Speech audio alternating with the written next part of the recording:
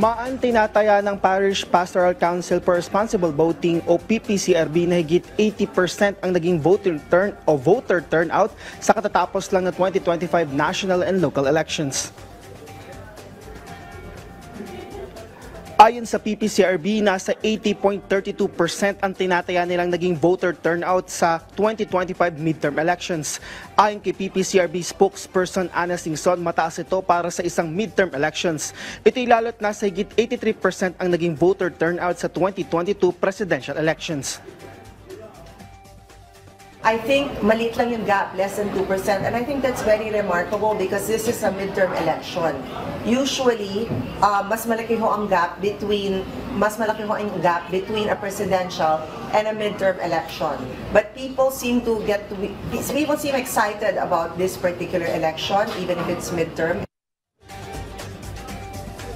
Anya kanila itong nakita sa nangyaring botohan noong Lunes kung saan maaga pa lang ay marami na ang nakapila sa kanilang mga presinto para bumoto. Ito ay iba kumpara sa kadalasang peak ng pila na nangyayari bandang hapon sa mga nakaraang eleksyon. Samantala, pagdating sa nai-transmit na election returns sa transparency server ng PPCRB, ang Bangsamoro Autonomous Region in Muslim Mindanao o BARM ang may pinakamababang transmission na nasa 74%.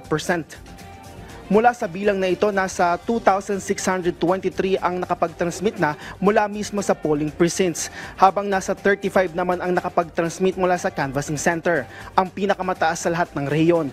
Dito ay dinadala ang buong automated counting machine sa canvassing center matapos na hindi makapag-transmit mula sa polling center. Aabot naman sa 918 pa na mga presinto mula sa rehiyon ang hindi pa nakapag-transmit.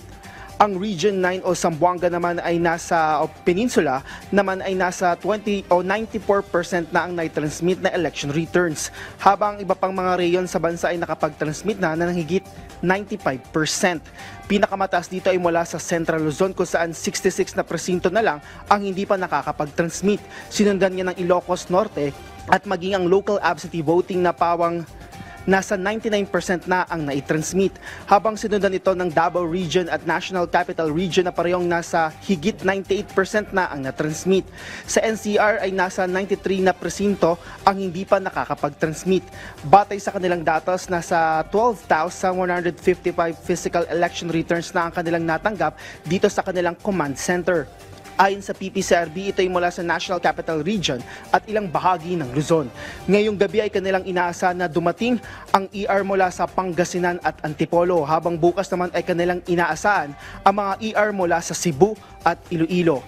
Maan, ayon sa PPCRB, mananatili ang kanilang 24 hours operation dito sa command center nila dito sa Maynila hanggang bukas, May 15, habang mula naman May 16 ay ang kanilang operasyon ay magiging 9 a.m. to 9 p.m. Kaya nanawagan naman ang pamunuan ng PPCRB sa karagdagang volunteers kung saan sinasagawa nila dito ang unofficial parallel count, kung saan kanilang ikukumpara ang natanggap na printed o physical election returns sa transmitted election returns para masiguro na tama ang binilang ng mga automated counting machine sa nakarang halalan. Maan. Maraming salamat sa iyo, Rod Lagusan.